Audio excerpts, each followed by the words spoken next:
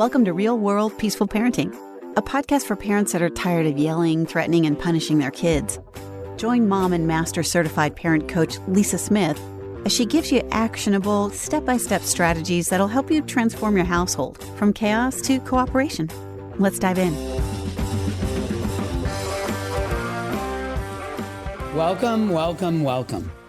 Welcome to today's episode.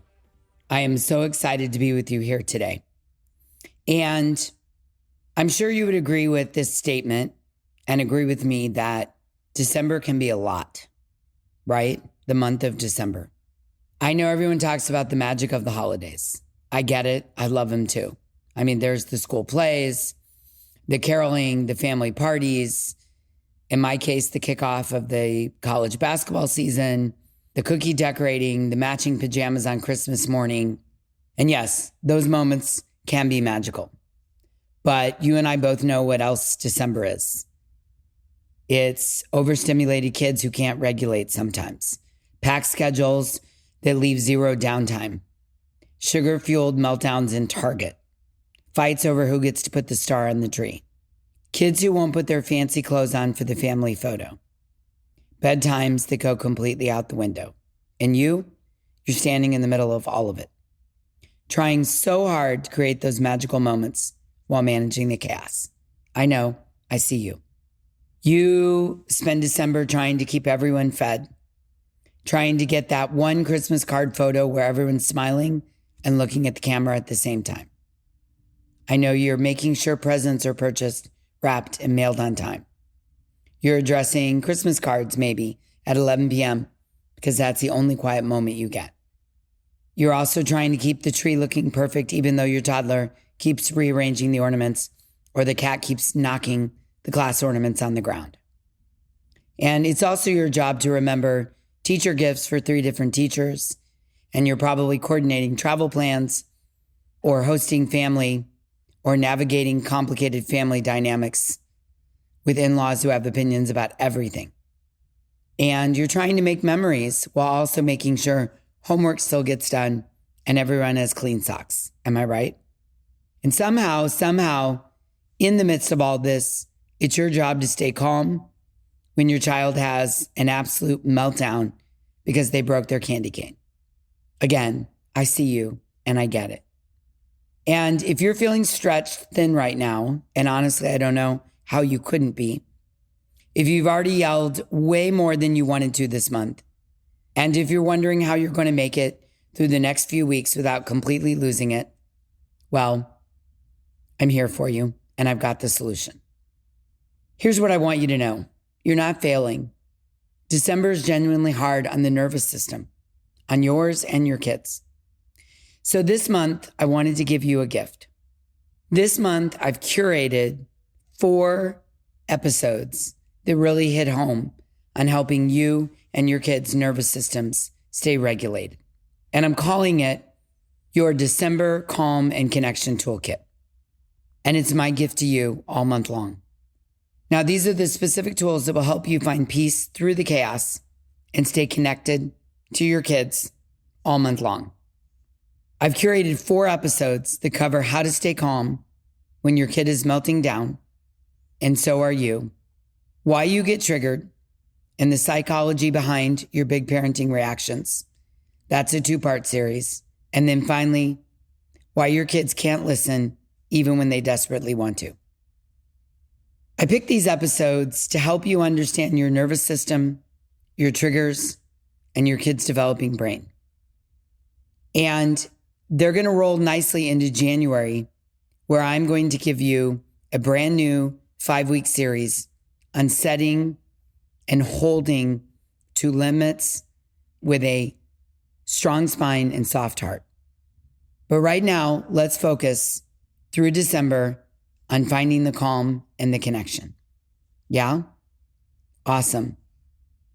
My gift to you. So wherever you are right now, whether you're driving to another holiday event, folding laundry while your kids argue in the other room, or hiding in your car in the Target parking lot after a particularly hard moment, I got you. I'm here for you. I'm going to be with you every step of the way in December. And I know you can do this. You can find the calm and connection through these 4 episodes. So let's dive in. You know what nobody tells you about peaceful parenting? That you're going to have moments when your child's nervous system goes haywire and your nervous system decides to join the party. Yeah? Maybe it's been one of those days today. Maybe you're already running on empty and then your kid has a complete meltdown in Target. Or maybe you're at a basketball tournament. Noises everywhere, unfamiliar environment, lots of whistles, long day, and your child starts melting down, and suddenly you feel your own alarm bells going off too. Here's what I want you to know right from the start of today's episode. It's going to happen. Plan on it. You're not broken. When you lose it, you're human. The goal isn't to never get dysregulated. Even I'm sure Mr. Rogers would get dysregulated every now and then. The goal is to notice it sooner, understand it deeper, and recover with honesty and compassion. And today we're going to dive into the real-world challenge of co-regulation when both nervous systems are activated, you and your kid. Because last week we talked about understanding your child's nervous system. But what do you do when your castle guards are sounding the alarm system too? Right? It happens to all of us. I have to tell you about a moment at Target that completely shifted how I handle my own dysregulation. Malcolm was about 8 and we were in the checkout line. Something had triggered him. I can't even remember what now, but his nervous system was activated. He was mad, and I mean mad. And in that moment of pure dysregulation, he stuck his tongue out at me. I remember it like it was yesterday. Now, let me be honest with you. I was mad back. I mean, mad. I was madder than a bee being swatted at. I was embarrassed. I was shocked and mad. And every alarm bell in my system was going off. Now, the old me would have let my own castle guards take over completely.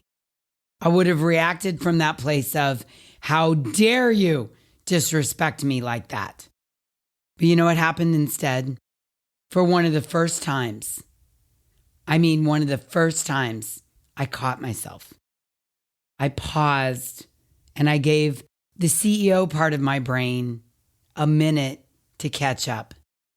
I let my CEO brain take over instead of letting my castle guards hijack the moment. I could feel my nervous system wanting to explode. Believe me, I wanted to explode. But the pause, that beautiful pause and respond rather than react, the pausing gave me a moment for the higher part of my brain, which I'm calling the CEO, for it to reboot and come online. Now, in that moment, I could feel the familiar surge of anger and embarrassment. I could feel it. But I took a breath and I paused. And then I thought, oh, his castle guards have pulled the alarm. His CEO isn't online right now. And if I let my guards take over too, we're both going to be dysregulated. I like to say when a storming child meets a storming parent, there's going to be an explosion 100% of the time. And just this one time, I didn't want to have an explosion. So I stayed calm. We finished checking out and we walked to the car. The walk to the car regulated or helped regulate both of us. We got in the car and we drove home in silence. Me regulating myself, taking deep breaths, drinking water, reminding myself that his castle guards pulled the alarm and that I didn't need to pull my alarm, but that my CEO brain could regulate to bring his CEO brain back online. We talked about it later when we were at home and both regulated, and he apologized and explained what was going on for him. And you know what's interesting? He's 21 now, and he's never done that or anything like it again, not once. That day in Target taught me something profound. When one nervous system is dysregulated, the other one needs to stay regulated, if at all possible. But that doesn't mean you don't feel the dysregulation. It means you learn to work with it instead of being hijacked by it. Now let's get real about something that nobody talks about enough. Your nervous system has a memory. And when your child's behavior triggers you, it's often because it's hitting something from your own past, maybe your childhood. Maybe disrespect triggers you because you felt powerless as a kid. Maybe defiance activates your system because you were parentified and desperately needed control. Maybe noise and chaos send you into fight or flight because your childhood home was unpredictable and scanning the universe for safety is your go-to. This isn't your fault. This is just how your nervous system works. But here's what I want you to understand. Your triggers are information, not character flaws. I used to get so dysregulated at basketball tournaments, which was really a shame because we were pretty much at them every single weekend. The noise, the whistles of 9 or 10 courts, the bouncing of the balls, the clapping and cheering, the competition, the new places to sleep, the long drives, crowds of people. It was like sensory overload for my nervous system, which I was able to connect the dots and see that sensory overload was a memory from my past and always made me feel unsafe. Then if Malcolm was struggling too, forget it, I was a mess. I'd find myself getting irritated over little things. I'd snap at him for completely, quote, normal kid behavior. I'd feel this underlying anxiety that made everything feel overwhelming and urgent. Can you relate? The thing is, when we're dysregulated, it's really hard to help our children regulate. It's like trying to calm someone down while you yourself are having a panic attack. Or it's like trying to explain taxes while being chased by a bear. Your nervous system is broadcasting chaos, not safety. But here's the good news. Once you understand this, you can start working with your nervous system instead of fighting against it. Okay, let me illustrate this in a slightly different way.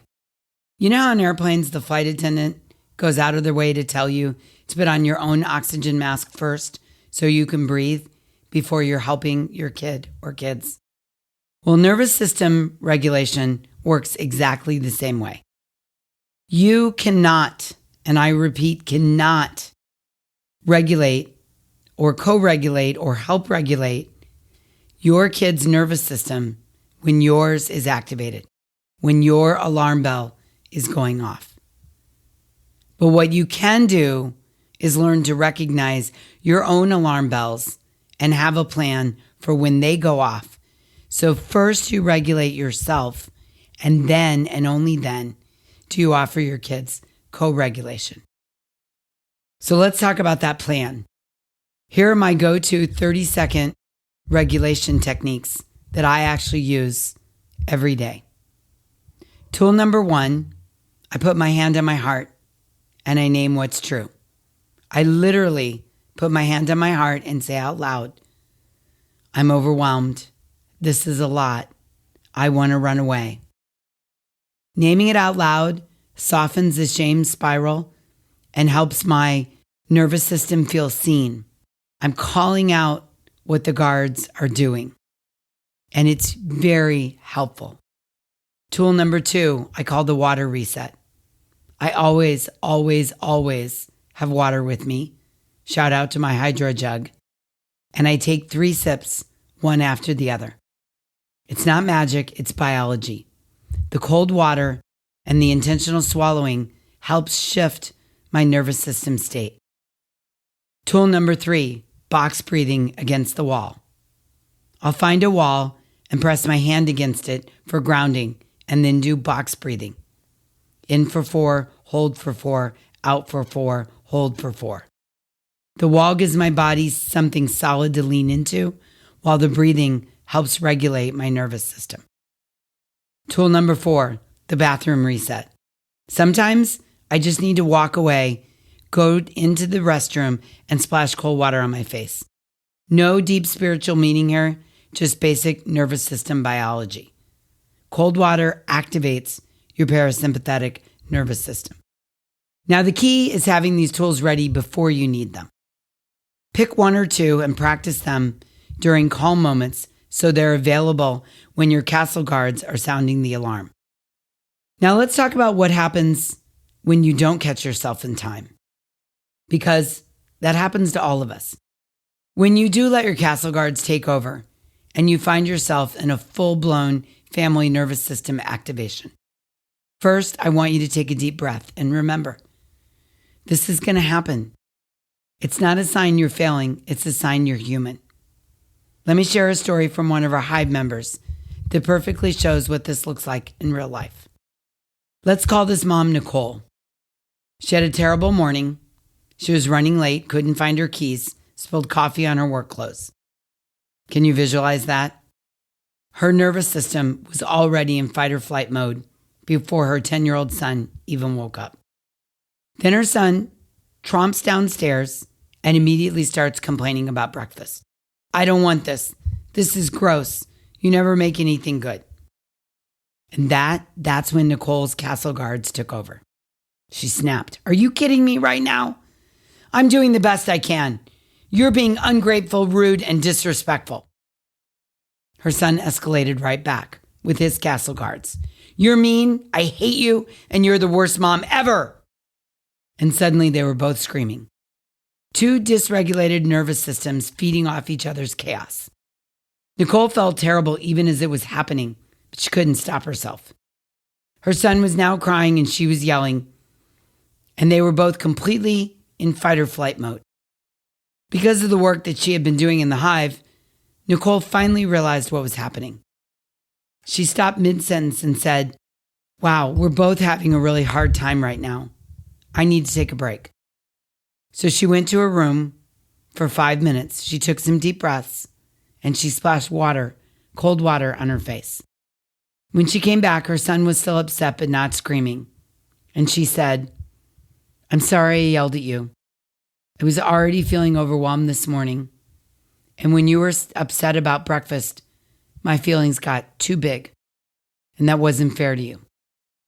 They ended up problem solving the breakfast issue together. And he even helped her find her keys. But the real win? Her son learned that when people get dysregulated, they can repair and connect. Yeah? Okay, here's my roadmap for when you're both dysregulated. You and your kid or kids. Step 1, recognize what's happening. The moment you realize you're both activated, pause and think. 2 nervous systems are in alarm mode right now. We need to separate and regulate before we reconnect. Step 2, create physical space. Say something like, we're both having a hard time right now. I need a few minutes to calm down and then we can figure this out. Then actually take that space. You might need to also reassure your kid that you're going to come right back, that you're not abandoning them. You're just taking a minute to gather yourself and you'll be right back. Step 3, regulate yourself first. Use whatever tools work for you. Take deep breaths. Drink 3 sips of water out of your Stanley or Hydro jug. Splash cold water in your face. Do whatever you need to do to get your nervous system back online. And then step 4, repair and reconnect. Once you're both calmer, this is where the magic happens. You get to model accountability and emotional intelligence. Here's my favorite repair script. I'm sorry for the way I spoke to you. I was overwhelmed and I let my anger come out in a way that wasn't okay. It's not your fault and you didn't deserve that. I'm working on doing better next time and I love you very much. You're not just fixing the moment, you're teaching your kid that relationships can survive conflict, that people can take responsibility for their actions, and that your kids are worthy of apologies, even when they dysregulate. Here's what I've learned. Regulation is not a one-time event. It's cumulative. The work you do when things are calm makes all the difference when things get chaotic. So I like to recommend a morning check-in for a couple minutes. Before the day gets crazy, ask yourself, what's already on fire in my mind today? What do I need to do? This gives your nervous system a chance to prepare instead of just reacting all day. You might even ask, what could I do to calm myself right now? You can also add in movement you actually enjoy. I'm not talking about punishment exercise. I'm talking about movement that feels good. Dance in the kitchen. Take a walk. Do 5-minute yoga. Movement metabolizes stress hormones. You can build boundaries from overstimulation. This is huge. Take a 10-minute tech break. Tell your kids, I'm taking 5 minutes, I'll be right back. You're not just taking care of yourself, you're showing them how to take care of themselves. Next, know your specific triggers. Common ones I see are backtalk, that we interpret as disrespect, being ignored or defied, noise and chaos, sibling fighting, resistance to homework. Spend some time really analyzing so that you know what activates your system and then develop a plan for it. Let me tell you about another moment from those handwritten notes I keep. Malcolm had gotten in trouble at school for something, and I could see he was upset when he came home. The old me might have jumped straight into lecture mode or gotten swept up in his emotions, because getting in trouble at school is definitely one of my triggers. But I had learned to recognize when my own nervous system had the potential to get activated. And on this particular day, I felt that familiar surge of anxiety and that urge to fix everything immediately, or the urge to get frustrated with him, especially when something had gone wrong at school. So we were standing in the kitchen, and he was getting ready to tell me what happened at school. And I felt that surge of anxiety and frustration. So I literally told him, before you launch into the story, I need to run to the car and get something. Then I walked to the car. It took maybe 2 minutes, but that walk brought me back to my higher brain. It brought my CEO back online, and it gave me time to think and regulate myself. I also grabbed my water bottle so that I could sip water while he was telling me the story. When I came back, instead of reacting from my dysregulation, I was able to have a real conversation with him. And my CEO brain was able to encourage him to get in his CEO brain so that we could really listen to each other and have a connected conversation about what had happened at school. We talked about values and respect, and we problem solved together, which led to this beautiful moment of connection. And that moment only happened because I learned to work with my nervous system instead of being hijacked by it. Okay, I have 2 pieces of homework for you this week that are going to be game changers. Homework number 1, I called the regulation toolkit. Choose 2 of the 30-second regulation techniques that I talked about today and practice them, especially during calm moments. Maybe it's hand on the heart, naming how you feel. Maybe it's the water reset. Maybe it's the box breathing against the wall. Maybe it's taking a 1-minute short walk. You've got to practice this when you're not activated, when you're not dysregulated, so that these game changers are available to you when you need them. Homework number 2 is the trigger tracker. That's hard to say. Trigger tracker. This week, when you feel your nervous system getting activated, pause and ask yourself, what just triggered me? Right now, what just triggered me? Was it the tone? Was it the behavior? Was it the chaos? Was it the feeling of something like being disrespected or ignored? Don't judge. Just notice it. Awareness is always the first step to change. Now, if you're thinking, Lisa, this sounds amazing, but I need help learning how to actually do this in my real life with my specific triggers, then I want to invite you to join us in the Hive. In the Hive, I will work with you and teach you how to recognize and regulate your own nervous system with personalized strategies created for your unique family. We'll practice these co-regulation tools together. We'll work through specific triggers that dysregulate you, and you're going to get support from a community of parents who understand that regulation is a practice, not a perfection. Because here's what I know. Understanding your child's nervous system is step one. But learning to manage your nervous system, that's the real work. That's what creates the safety your child needs to regulate too. So if this speaks to you, I want you to run, not walk, run to thehivecoaching.com and join our community of parents who are transforming their families through nervous system awareness. And as we wind down today's episode, I want you to remember, you're allowed to have emotions. You're not broken when you lose it. You're human. And your kid isn't looking for a perfect parent.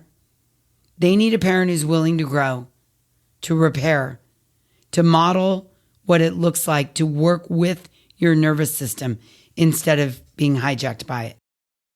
And every time you choose to regulate yourself first, you're teaching your kids that they're worth calming down for. Every time you repair after you've both melted down, you're showing them that love is bigger than our worst moments. That Target moment with Malcolm, it wasn't just about staying calm in the moment. It was about building a foundation of trust that said, even when you're dysregulated and stick your tongue out at me, I'm going to stay safe for you. And that foundation, built moment by moment, choice by choice, that's what creates connection over a lifetime. Your regulation is your kid's safety. Your healing is their foundation. And it all starts with recognizing that it's going to happen, the dysregulation, and having a plan for when it does. I want that for you, and I want that for your kids. Until next time, I'm wishing you peaceful parenting. Thanks for listening to Real World Peaceful Parenting. If you want more info on how you can transform your parenting, visit thepeacefulparent.com. See you soon.